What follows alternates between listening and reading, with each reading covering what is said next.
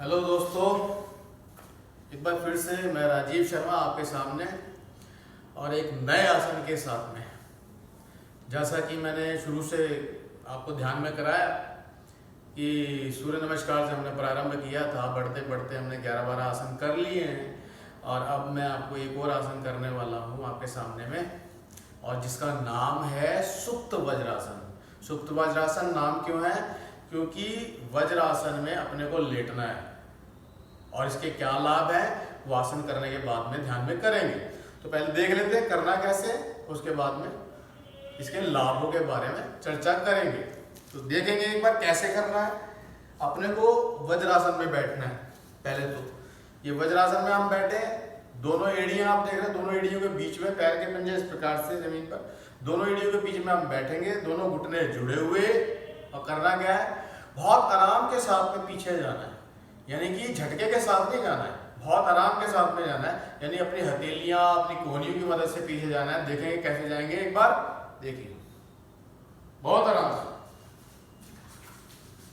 और जब जमीन पर सिर लग जाएगा तो बाएं हाथ के ऊपर में दायां हाथ रख करके सिर के नीचे इसको रख लेंगे।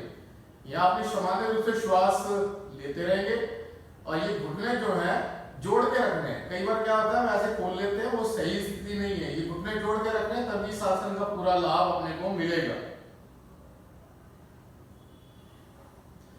जैसे अपनी क्षमता के अनुसार यहाँ पर रुकेंगे और जैसे गए हैं वैसे बिना झटके के साथ अपनी कोहनियों के साथ और अपनी हथेलियों की मदद से वापस आएंगे, इस प्रकार से। यानी बिना झटके के जाना है और बिना झटके के साथ वापस आना है। क्योंकि झटका अगर आता है और गलती करते हैं तो अपने को आसन के लाभ नहीं मिलते हैं, उल्टा नुकसान होता है। तो इसको एक बार दूसरी दिशा में करके और एक बार प्रयास करके देख लेंगे, दूसरी दिशा में करके देखेंगे कैसे करना है और अच्छी प्रकार से ध्यान में आएगा। तो देखेंगे अपने को वज्रासन में बैठा, जैसा कि मैंने बताया बैठना है, दोनों एड़ियों के बीच में बैठना है, पैरों के पंजे आपको दिख ही रहे हैं, दोनों घुटने जुड़े हुए, बहुत आराम से पीछे जाना दोनों कोहनियों की मदद से। और जब सिर जमीन पर लग जाएगा बाएं हाथ के ऊपर दायां हाथ सिर के नीचे रखेंगे, ऐसे तकिया बना लेंगे ऐसे, और घुटने जोड़ के रखेंगे, ऐसे नहीं जोड़ के रखेंगे।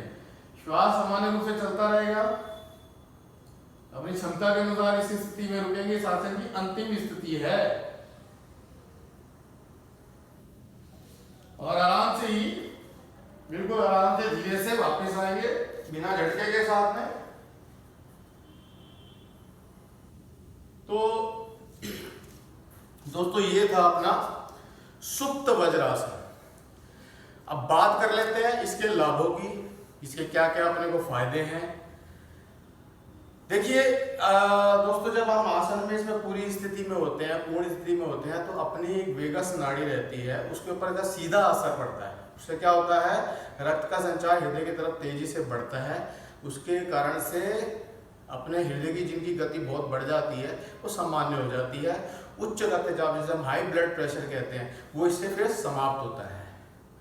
दूसरा इसका बड़ा लाभ क्या है कि अपने घुटने, अपनी जंघाएं और अपने पेड़ों का जो हिस्सा रहता है वो खिंचाव उस पर आता है, तो वो सबल होता है। और जिसके कारण से और अपने जो प्रजनन अंग रहते हैं, प्रजनन अंग महिलाओं में जो रहते हैं, उन पे रक्त का संचार बढ़ जाता है, तो उसको इसका लाभ होता है। तो मैं आपको ये भी बता दूं कि महिलाओं के लिए ये आसन पहले तो बहुत ही फायदेमंद है, बहुत ज़्यादा इसका उनको लाभ मिलने वाला है। बल्कि मैं तो ये कहूँगा कि अगर इस आसन का वो रोज अभ्यास करते हैं, अपनी महिलाएं अभ्यास करती हैं, तो प्रसव की पीड़ा जो होती है वो होती ही नहीं है और बहुत कम मात्रा में होती है, यानी कम हो जाती है, ऐसा हम मानते हैं, ऐसा इससे होता है। अच्छा, तीसरा जो बड़ा लाभ इसका जो ध्यान में आता है कि होता क्या है कि अपने नाभि डिगने की कई बार शिकायत होती है लोगों की, नाभि डिग गई है, उसके कारण से वो भूख नहीं लगती है। तो इस आसन को अगर हम करते हैं तो अपनी नाभि जो है वो ठीक हो जाती है, जिनकी डिगी हुई है वो ठीक हो जाती है, और जो करते रहते हैं अभ्यास उनकी नाभि डिगने का सवाल ही पैदा नहीं होता है। तीसरा, रीढ़ की हड्डी का जो सर्वाइकल पार्ट होता है, हिस्सा होता है, उसमें रक्त का संचार बढ़ जाता है। जिसके कारण से सर्वाइकल की जो प्रॉब्लम होती है वो इससे ठीक होनी शुरू हो जाती है। तो मैंने आपको कुछ लाभ इसके ध्यान में कराए हैं, क्योंकि एक एक आसन के अनगिनत लाभ होते हैं, तो मैंने कुछ लाभ आपको लिमिटेड लाभ ये ध्यान में कराए हैं। तो ऐसे ऐसे इसके फायदे होते हैं। तो दोस्तों, जैसा मैंने आपको ध्यान में हमेशा कराता ही हूँ कि 13 सूर्य नमस्कार करने के बाद में अगर आसन करते हैं तो आसानी से हो पाते हैं।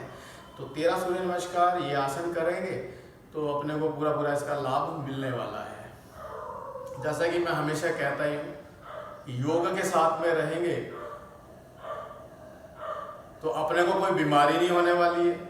योग के साथ में रहेंगे कोई अपने को दवाई खाने की आवश्यकता नहीं रहने वाली है। और मैं हमेशा जैसे ही कहता हूँ कि योग के अंदर में बुढ़ापा नहीं होता।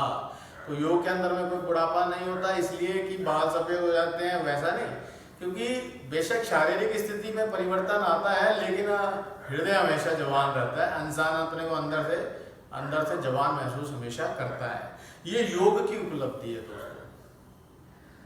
तो करेंगे, कराएंगे, सबको बताएंगे। और मैं आपको एक बात और ध्यान में करा दूं कि आपके ध्यान में आता होगा कि भाई योग के अंदर तो प्राणायाम भी आते हैं। आप अभी आसनों की बात कर रहे हैं, प्राणायाम की बात ही नहीं कर रहे हैं। कुछ लोग ऐसे होते हैं, बुजुर्ग होते हैं या इस प्रकार से रहते हैं, तो उनको तो कई आसन नहीं हो पाते हैं, उनसे तो प्राणायाम से उसका लाभ मिल सकता है। तो ध्यान में कराऊंगा दोस्तों, मैं वो भी ध्यान में कराऊंगा। देखिए, एक तो हम आसन करते रहेंगे। मैंने अभी जो आसन कराए हैं ना, ये तो मैंने कुछ आसन कराए हैं। उसके बाद पेट के बल लेटने वाले आसन होंगे, उसके बाद पीठ के बल लेटने वाले आसन होंगे, उसके बाद खड़े होने वाले आसन होंगे। इसलिए आसनों की श्रृंखला बहुत लंबी है। उसके बाद फिर प्राणायाम पर आएंगे, प्राणायाम कैसे करना है, उसके क्या क्या लाभ हैं।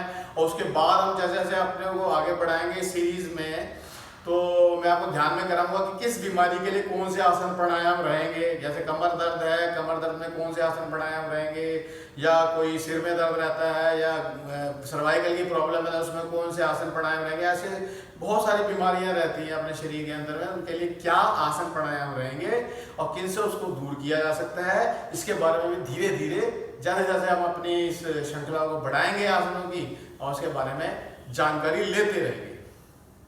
तो आपका काम अभ्यास करना है। मेरी वीडियोस मैं इसलिए बना रहा हूँ कि मेरे कुछ यार दोस्तों ने मुझे आग्रह किया कि भाई साहब, आप इस समय के अंदर में तो हम ना तो क्लास अटेंड कर पाते हैं, ना कुछ योगा वगैरह हो रही है, तो आप कुछ ऐसा करिए। तो मेरे ध्यान में आया क्यों ना यूट्यूब पे अपनी वीडियो डाली जाए और अपने मित्र लोग, अपने दोस्त लोग उसको देख करके उसका लाभ उठा सकते हैं। तो दोस्तों, इस महामारी के समय में ये एक हमारा साथी है, क्या? योग। यम, नियम, आसन, प्राणायाम, प्रत्याहार, धारणा, ध्यान, धारणा, समाधि, ये योग के 8 अंग रहते हैं, हमें पता ही है। तो आगे फिर किसी आसन के साथ में आपके साथ में मैं शेयर करूंगा और फिर मिलूंगा। मैं राजीव शर्मा, एक बार फिर से बाय।